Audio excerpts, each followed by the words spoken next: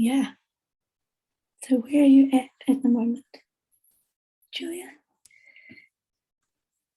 I wanted to just say hello, Millie, because I've said to you hello before, and people might not, like, if this goes out to the world, they might not know that we've done that. And I like that you dive straight to the point. So my name is Neumann, and I want to say I'm a possibility management trainer and coach, and currently co-creating with you, Millie, and others a new game world, a new culture to live in, to inhabit. And so is that the question? Where am I at with regards to that, or where am I at with regards to what? Yeah. Yeah, where are you at with regards to that project? Like, I feel like I've wanted to interview you for a really long time, and there's lots of places that I'd like to go, but I think that's, yeah, I sense that's the most alive in you at the moment, building of this game world, and I want to know what that means. Cool. What that means? Oh,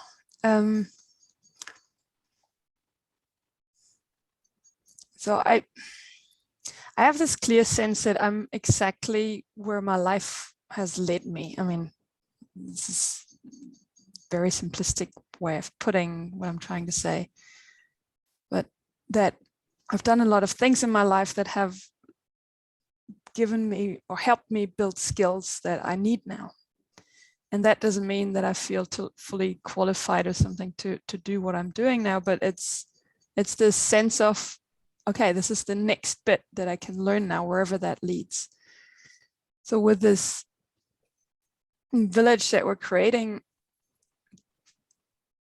I mean, yeah, it's this, I've been wanting to do this for a long time, and I didn't know how. I didn't even know exactly what I wanted. And now I have enough, I've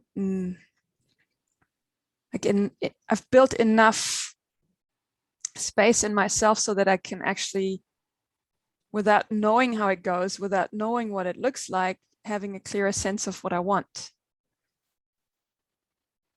And that is to live with other human beings that are committed to live full out, to step out of this standard game that's offered in modern culture of you got to go to work, you got to make money from 9 to 5, and then you can recover over the weekend, and you go on a cool holiday, and then you wait until you retire so that you can then live. But by the time you retire, you might be dead, or at least your dreams are dead. And so I want to live with people that have dreams or are committed to reconnect to their dreams and their aliveness and that fire in them, that life force in them. And that requires, it's like taking those conditioning layers off.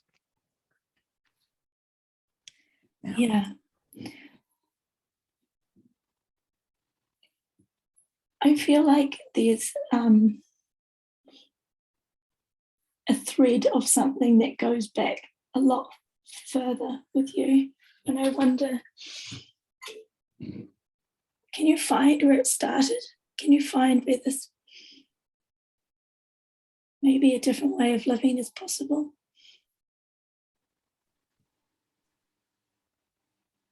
In yourself, in your own life?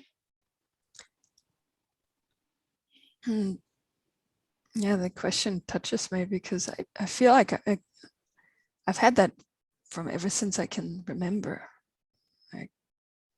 There's a story of, my mother tells me that, and I have a vague memory of that. As a 3-year-old, I was in Tanzania with my family, living in this little village, a proper Tanzanian village. We were the only white people there. And my mother had this great idea to build a kindergarten there that hadn't existed there before. And so I went to this kindergarten once, and I remember sitting in a row of chairs, just one chair behind the other, little tiny children's chairs, really uncomfortable wooden chairs.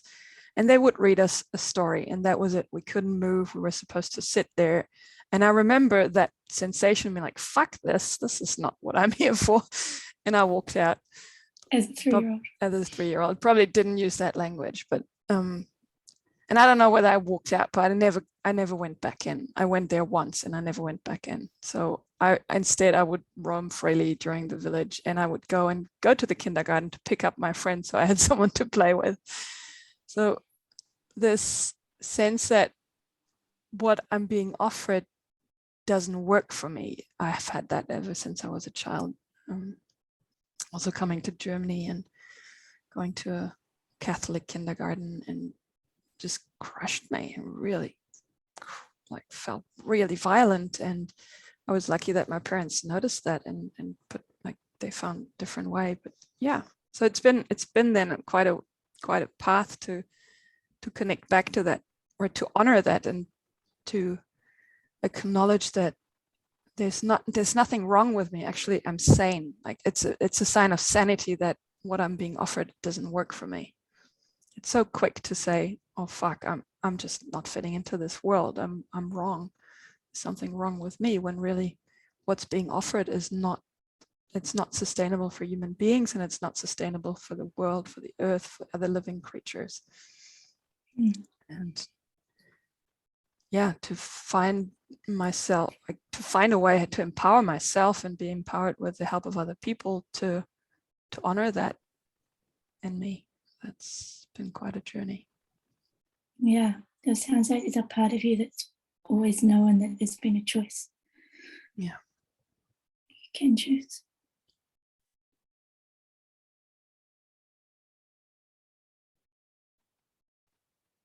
And what else happened? What happens next? Like, you didn't just end up in New Zealand by accident. No, I went full in. I went full into this modern culture stuff, and I made sure I was a good student, and I made sure I was a good, university student. I made sure I had great degrees and stuff, and I would work in a successful job, and I would earn a lot of money, and so to prove myself that I could do all that. And then I came across, this workshop. My sister brought me, my sister offered me the possibility to go there in her hometown, and we went, and it was called Fear on the Mountain. It was a day course. I told you that story before. It's this day course of exploring fear while walking outside in an alpine landscape in southern Germany. And that cracked my reality back open a bit, to say, wow, I can actually feel fear and be okay with that. I can actually notice subtle differences in the environment, and they give me information. And after that, it's like, okay, where can I find more of that? And then I did a training a few months later, and that was when that really landed, and that gave me this that sort of landed on that really hidden away part that knew something else is possible and I can choose. And it was like this fertilizer for that really, a very, how do I say that? But yeah, it just really fertilized that part of, wow, I really have a choice, and I can make a difference, and I can do it differently. That was really powerful for me. It felt like this gray, foggy veil was lifted a bit, and I could see the colors again. It's like, whoa, there's actually many more colors out there than what I had forgotten. Like, I had forgotten that there are other colors I could choose. Yeah, and so that's how that journey started. And then pretty soon I had a possibility to come to New Zealand, and my conditioned thinking would have told me to, my conditioned thinking was freaking out. It's like, I can't do that. I had a job in Germany. I couldn't just come to New Zealand and do what I wanted to do there.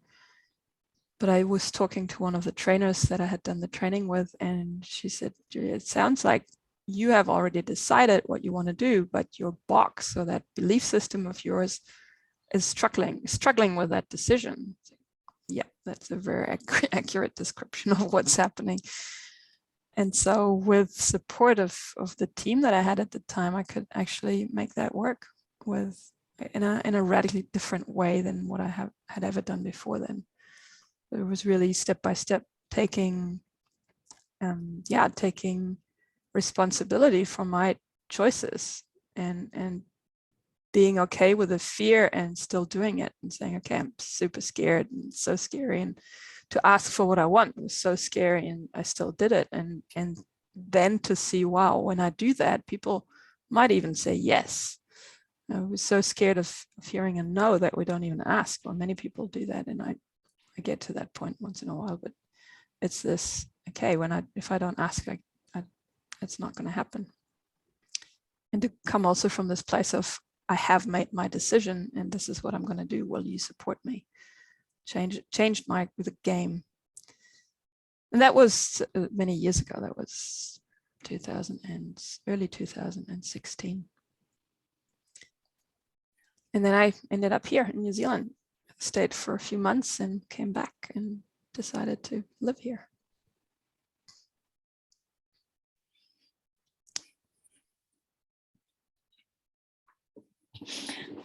I feel like there's this piece about following what the head feels comfortable with, and the stories being put in to, like, my mind really clearly and spelled out how life should go. And then there's also under that, there's a deeper layer of sort of a pattern that wants to play out through my life. And that is the scarier pattern to follow and to drop into and trust. And I feel like that's the piece that brought you to New Zealand, is stopping listening to your head telling you how things should go, and listening to a deeper pull or something. And does it feel like the same sensation that you're following and building this project that you're on at the moment? Yeah, definitely. I mean, it's really this being radically committed to, yeah, as you say, that inner pattern, or that I would even say that inner, it's like an inner, let's call it life purpose. I'm like radically committing to that life purpose of mine, rather than to what my parents might have wanted for me. And that's not even accurate today anymore. But it's like these ideas of society of what success looks like. Success means I have a reputable job, and you have a nice house and a good car and status in society and that stuff. And instead to follow radically those, these other resources, to rely on what is it, be clear on what's my purpose, why am I here? Like if I look back at my life at the end, like what is it that really matters to me? And that pattern of, okay, there's certain things I cannot tolerate anymore. Like this river in me, that pattern, I've strengthened that, and it's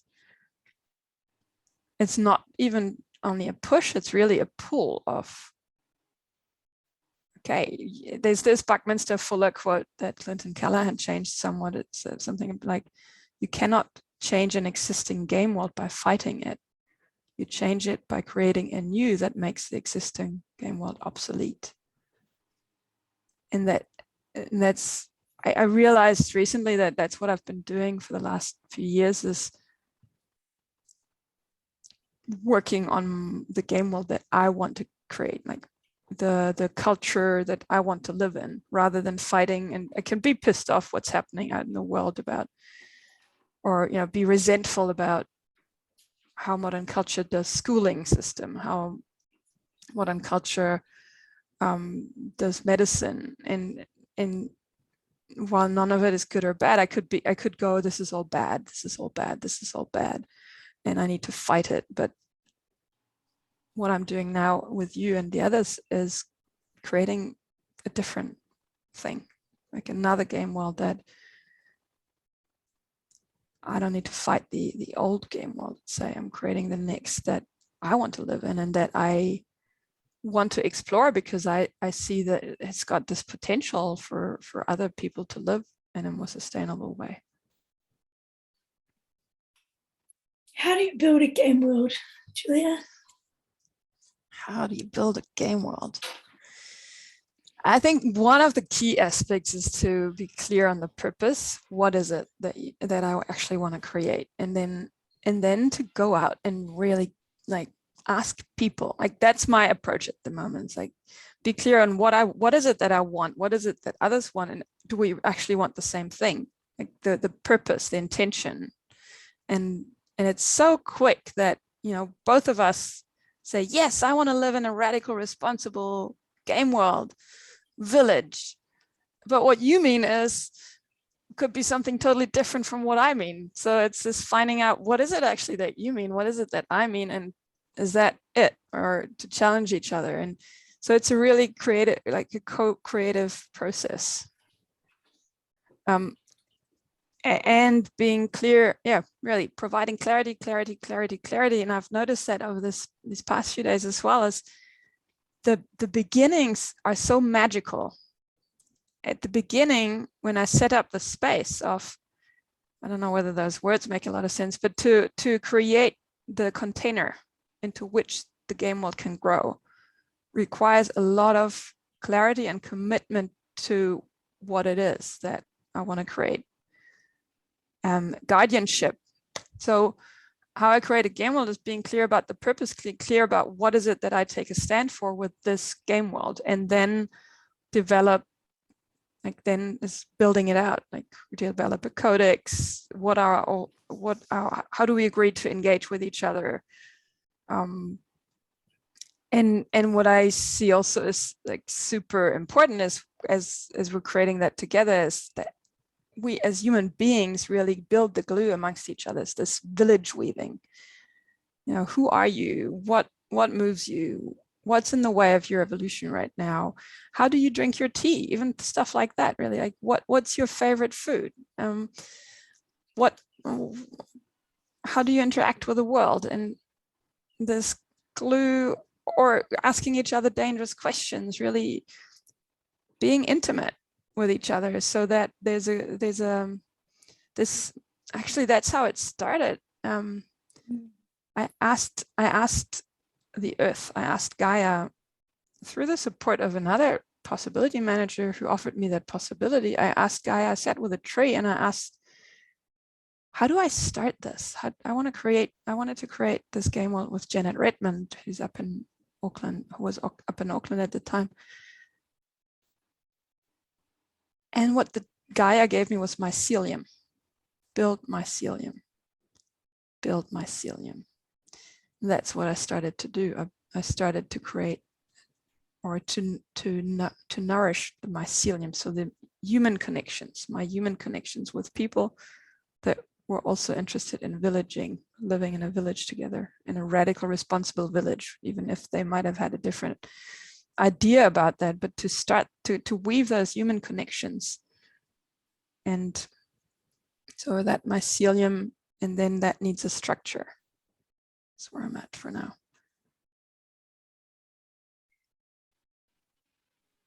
Yeah, I want to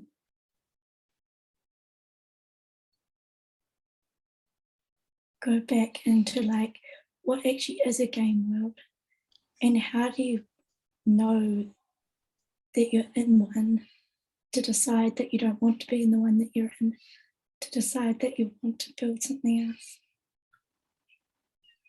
Yeah, so that's a great question. And Yeah, a game world is, human beings, we're so funny creatures in a way. We've got this beautiful brain, which is fantastic, can do great stuff. But it also might mean that we lose connection to nature or to what's real, like to those parts that are real. And then we create social structures, and any social structure we create is a game world. We forget that it's a game world. So it's a set of arrangements of how we interact in a certain field. How do we do things? So, for example,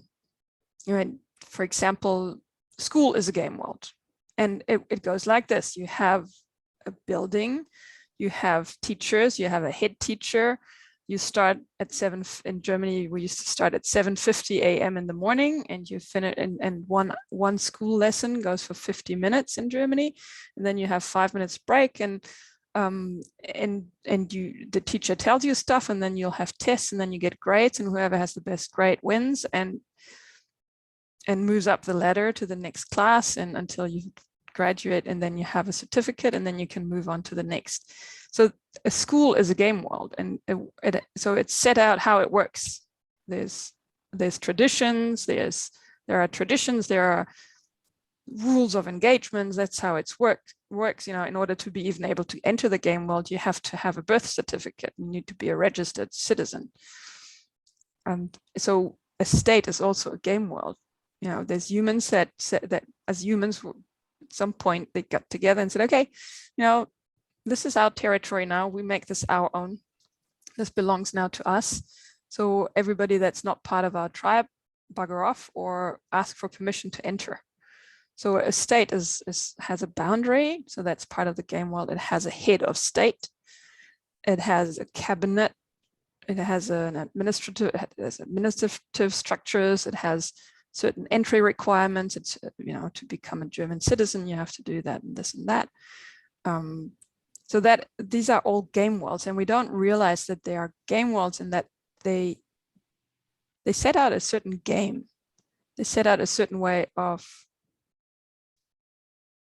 procedure. Yeah. But the thing I get is that it just creates different outcomes. Yeah, different outcomes. Yeah. Results are generated from that structure. Yeah, and they serve a purpose. Every game world serves a purpose. It's or maybe various purposes, but so a game world has a purpose, and it serves something. Like a school serves the education of children, so that then they become valuable citizens, because they will add to the gross domestic product, and go and can do the jobs that are needed doing. Bakers and engineers and bankers and lawyers and so on. So that's all part of that. And so when did I realize that I was in a game world?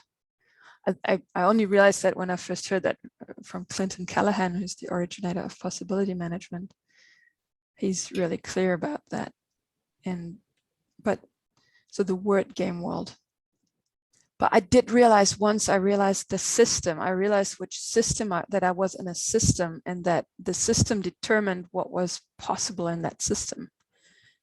So I remember I had a discussion. I was a lawyer at a big corporation in Germany, and I remember having this discussion over and over again with male colleagues about females being paid less in a corporate environment, the salaries of females being usually less. And he said something like, but Julia, it's the woman's problem if she doesn't ask for money more, if she doesn't negotiate better. It's her problem. Like, she should just negotiate better. And he was a nice bloke. Like he wasn't like the most patriarchal guy that I could think of. He was quite understanding of women, but he's like, at the end of the day, it's just everybody has to stand up for themselves. And if women can't do that, tough luck. And that's where it dropped to me. It's like, the whole system is designed that women actually don't do that. And then the system turns around and says, hey, you can't do that because you're disencouraged from saying what you want your whole lifetime. But then when it comes to a job, we're going to turn around and say, hey, your problem, you don't know how to do this. Hey. And I was like, fuck, this is a joke. This is not real. I mean, it is real, but it's the system feeds that outcome. And And I was like, okay, that's not how I want to play.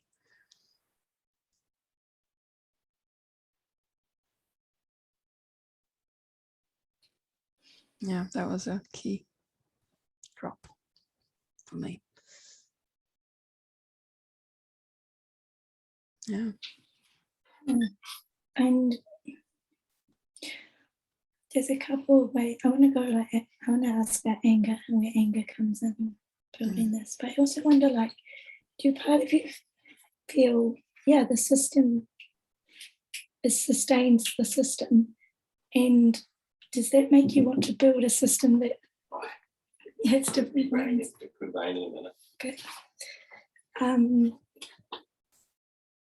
That will sustain itself but create different outcomes?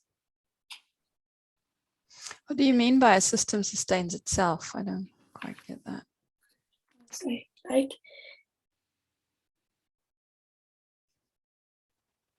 the game world that you're playing in your lawyer job was, yeah, creating the conditions for women to not be paid the same amount as men, and yeah, turn up differently in the workplace. So that's like one outcome of that.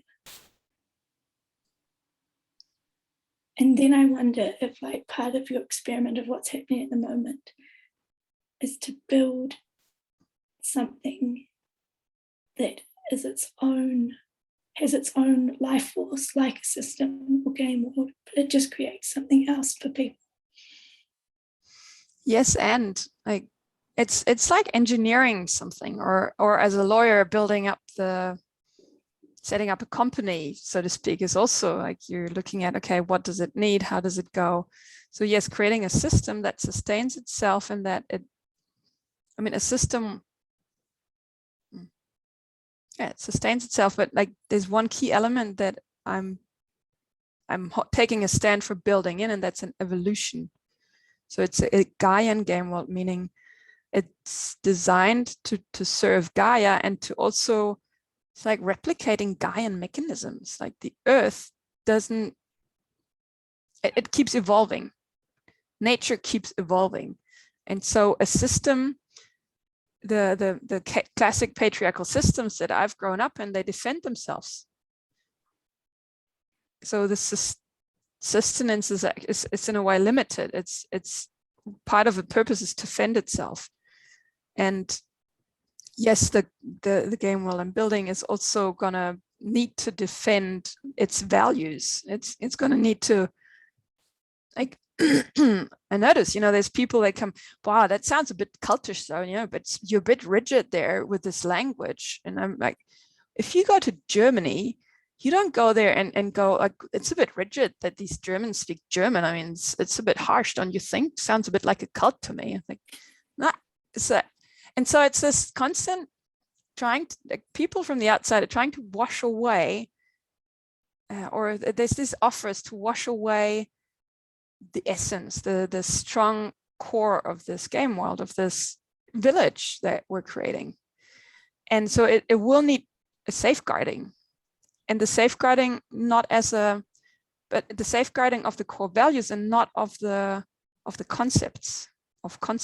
So it's a breathing, living thing that evolves. The evolution of it is an element that I don't see in modern culture so much. Like the evolution could mean that it radically changes over time. And a school system doesn't radically change. They might change, for example, the curriculum a little bit, or they add a year, or they take a year off, but the basic of it doesn't change. And yeah, so that's a difference that I see, and it creates different results. And it's really a whole different game. It requires all of us to change our own conditioning, because otherwise we can't play the game, because we bring our own culture, the old culture, into the game and try to create something new with old thoughtware. It's not going to work. It's really being at the front of what I know, like, or just at the edge of what I know, and lean into that which I don't know. And that's where the fear comes in again. I cannot create, if I don't do that, I'm not going to create anything new. I'm going to just replicate what I've learned in the past and sort of create something that looks a bit different, looks maybe a bit more modern, but it's just a different color from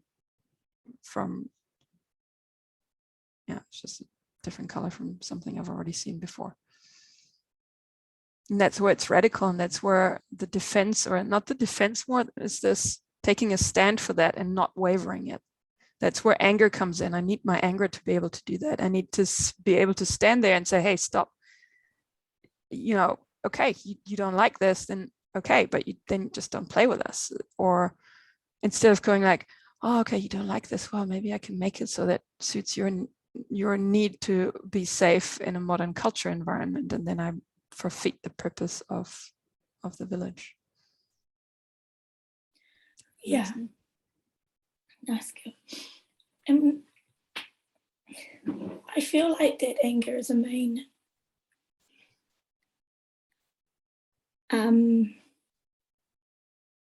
component, or whatever, like a main ingredient. And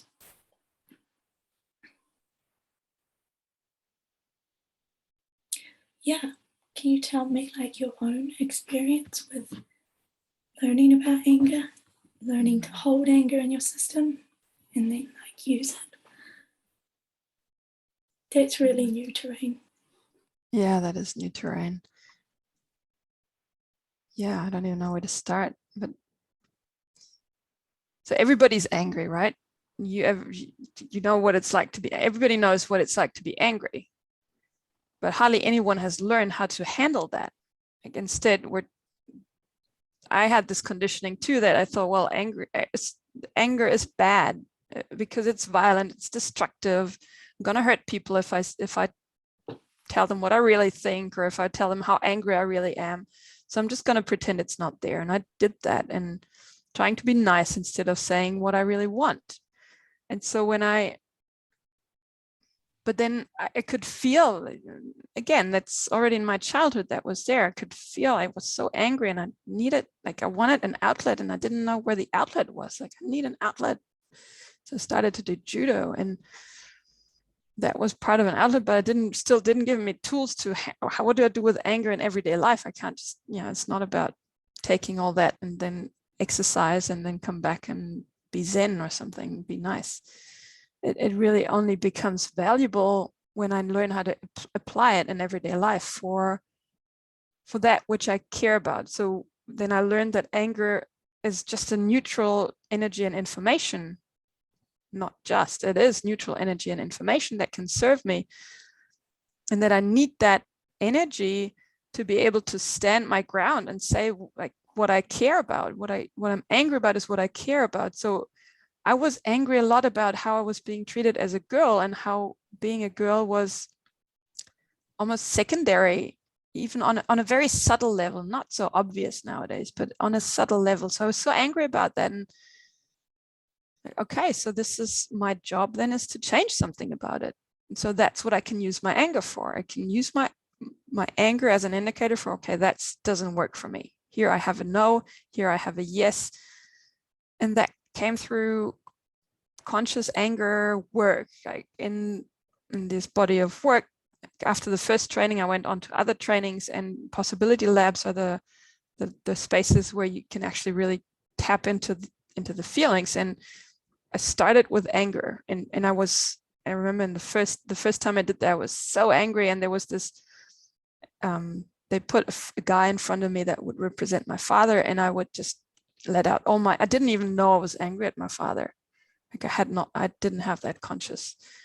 And again, with help from that team, I could set a boundary for the first time. I would, not with my father actually standing in front of me, but energetically with my father. And that is like reclaiming my authority back from my parents. And it's an initiation process. And that started me off into doing all sorts of exploration about anger work and stellating my anger. So going consciously to 100% anger in a held space, and visiting rage clubs as a participant, so that I could strengthen my access to anger, because the conditioning is so strong that it's really quick. to go back to, oh, I'm just not going to say anything now. It's okay. It doesn't matter. But then it piles up, it piles up, it piles up. And it's like, oh, either I get sick or I need to explode to let it out because it's just too much. Or there might be just a little thing and I just totally overreact. So that, and the more I can really sense now when I need to do some anger work just to blow the tubes and clean the tubes of my anger pipes, because I actually absolutely need access to my clear yeses and my clear nos. Also noticing that I need that in intimate relationship with a partner.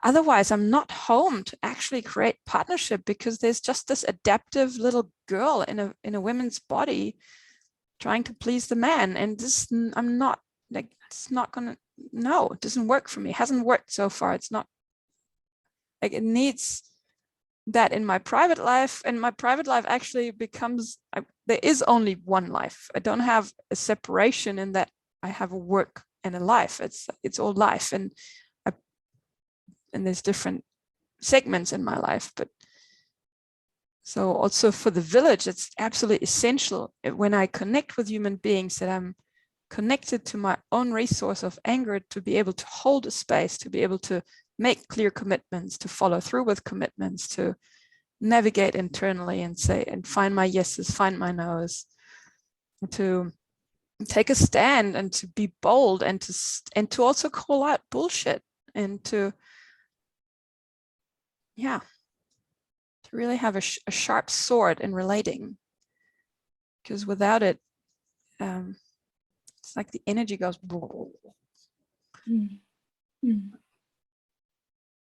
And the anger makes it safe for the other feelings to be there. So that's why anger comes first, also in the personal realm. So for an individual to access anger consciously is the first step to be able to feel really safely, as safe as I can be. Yeah.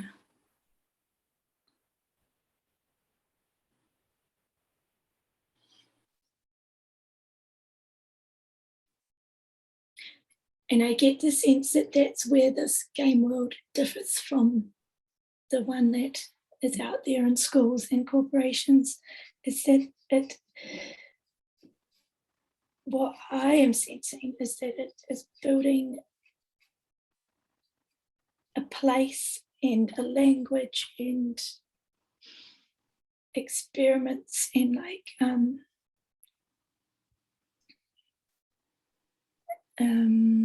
a body of work around learning to be human beings in bodies with feelings, and for it to be okay, for it to be unreasonable. And that just changes everything, because it makes everything have unexpected things to happen.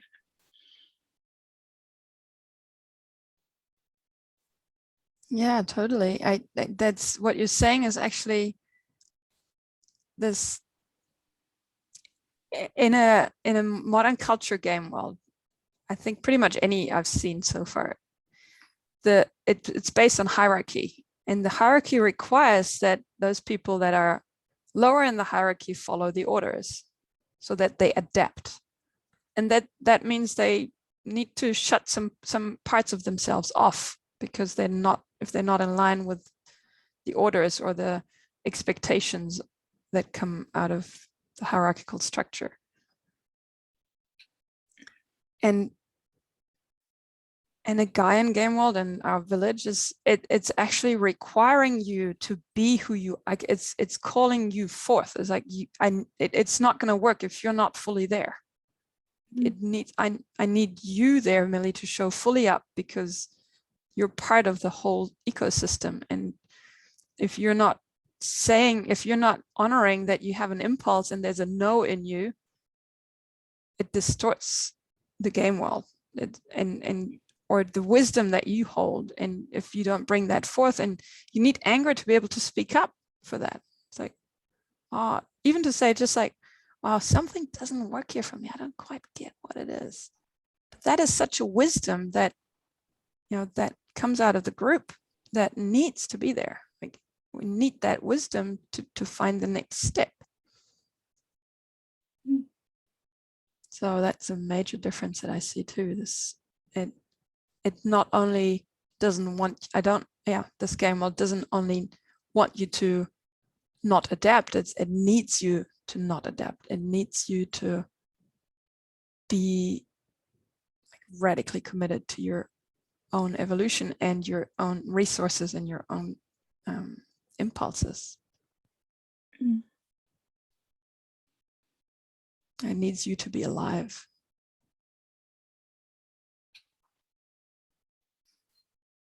Yeah. And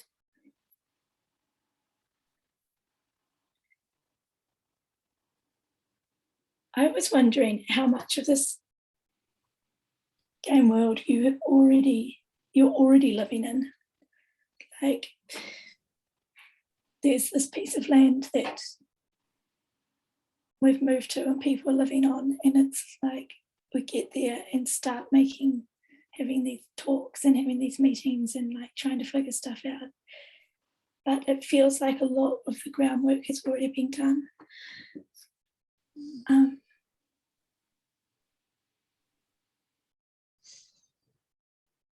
Your question is, how much of it have I done, or how much of the game world I already live?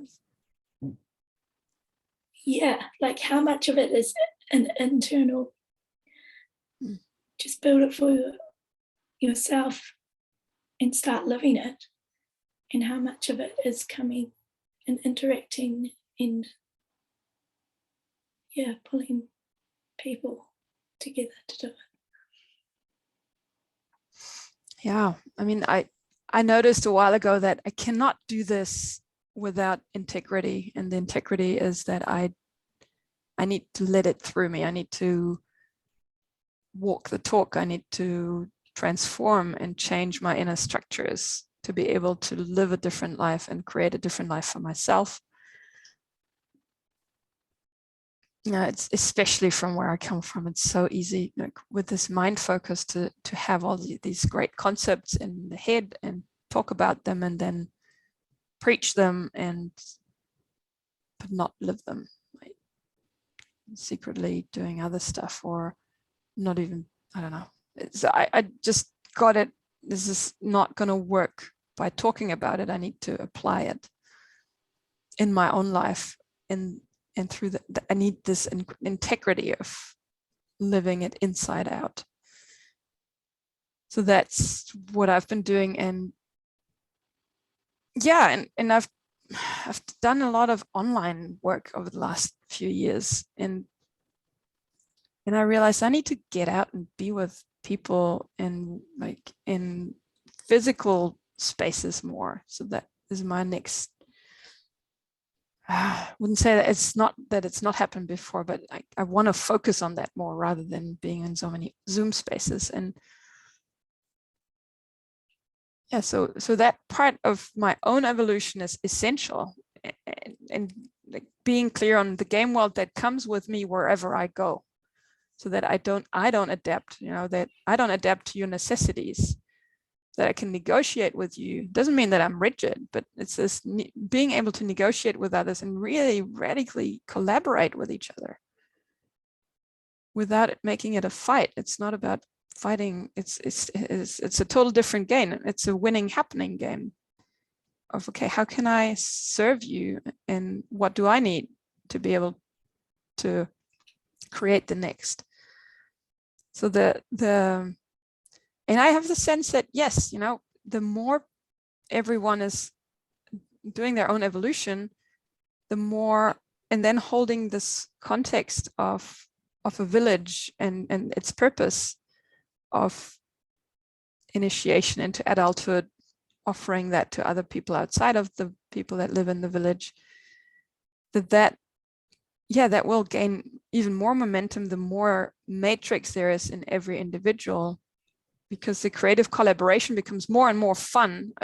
I sense becomes more and more fun the less this fog is in people, the more space people have to really dare to be unreasonable, to be radically honest, to think something unthinkable and to speak it out, not censor it. There's so many great ideas that get censored in the brain. We would be living in a different world if there wasn't so much censorship in our brains. So yeah, it's connected. It is connected. And yeah, right at the start, you said that you sense that you're doing the thing that you were, like right now, you're where you need to be, doing what you need to be doing. Yeah. And what is that? What is your job title at the moment? At the moment, my job title is Sorceress Space Guardian, and there's an element of game world builder emerging in me that's so turning me on. This is going out to research what's needed next. So Sorceress Space Guardian means sorceress is like it's actually, I want to say it's a modern term for witch, like a wise woman that is connected to her fear and creates from source. She's connected to the source. So it's sourcing. It's really finding the resources necessary, relying on the resources necessary, connecting to deep wisdom and letting that emerge, like sourcing. And Space Guardian is, it's this warrior quality in me that I take a stand for something and I guard it. I guard this space that I'm creating against outside influences that want to destroy it because it's dangerous, maybe, dangerous to boxers, dangerous to egos, dangerous to whatever. And the game world builder element is this, this finding out how it goes and putting it into place, writing it down, negotiating agreements. And that I think is actually something you said that once that really landed in me. Is this, Julia? I think you said, Julia, I think you've been building game worlds your whole life or something, or for a long time. And I get that. I have. I love playing games as kids with my sisters, and we would come up with all these games. And I remember we would play mother, father, children.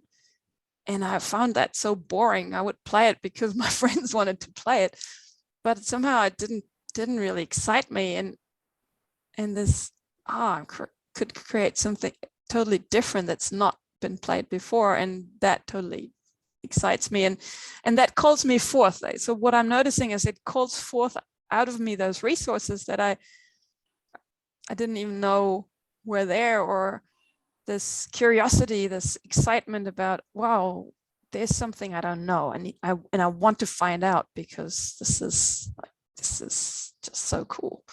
And finding all these people that are already doing such great stuff, like finding out about land ownership. Like how can we create something so new that the land can actually own itself, and or how can we sort of connect with the Maori culture here in New Zealand that already have that as a concept and as a possibility. So how do we link in with what already is there and still just use that as a launch pad into our own culture? Or finding out about savings pools and adapting it and creating something that can feed more people, like a pool of finances by private people that support each other's projects rather than having their money sit in a bank and be invested by a bank into non-sustainable projects. So it's really, there's so many really cool, like tulip bulbs coming out of creating that thing. And it's like a big garden, creating a big garden and discovering flowers in there is like, wow, what kind of flower is that? And which one do I want in there? And it's so fun. Yeah. It's the mycelium thing again. Hey? Yeah, it's the mycelium thing again. What's on your horizon at the moment? What have you got a whiff of that you're excited about? So tomorrow I'm going to interview a guy that I want to hear about integrity. We distilled some bright principles, or we distilled bright principles for our game world, and integrity is one of them, I think. At least I know that integrity is essential for any bright principle, for any purpose to really have mass and to come to life. It needs integrity. And so I've been sitting on that for a while on this question, and he told me actually, I think a year ago, that if anybody is interested in hearing more about integrity, come ask me. And now I'm there. I was like, okay, I need to interview him, and I'm going to do that tomorrow. For example, but also really turned on by the land ownership thing and creating a container for people to be able to join us on that journey, so that people that have funds and want to free Gaia and that piece of land that we have purchased for now, to free that from land ownership by humans, which essentially is freeing humans from land ownership. And to write an article about that is exciting me, and I need to do that. And the Gaian Creations River is this savings pool, similar kind of thing, but a bit different, to fund projects all over the world that serve Gaia. And I mean, that in itself is enough. And then packing my bags to leave this place that I live in at the moment, to live on the land. So it makes sense that I wake up nowadays at 5 a.m. and I'm just awake, and I'm like, okay, I've got stuff to do. Yeah. Wow, cool. It's exciting stuff. Yes. Is there anything else that you want to speak to? No, it feels complete for now. It seems complete for now. And I'm really enjoying your questions, Millie, and would love to also hear more about you and more of your questions. They really support. I feel like there's this whole domain of archetypal lineage that I want to talk to you about, and I don't know if it's the right time to do it now. Yeah, I think the time feels like an hour is really good time to stop and to open another door for archetypal lineage, to do another interview on that, because I think that would be super useful also for others to hear. Yeah. Okay, will you close the space with your sword and love and care and all that you bring? Yeah. I will do that. Thank you, Julia. Thank you, Millie. So glad to be doing this journey with you. It's really scary and really fun. Bringing me to life. Thank you for your courage, Millie.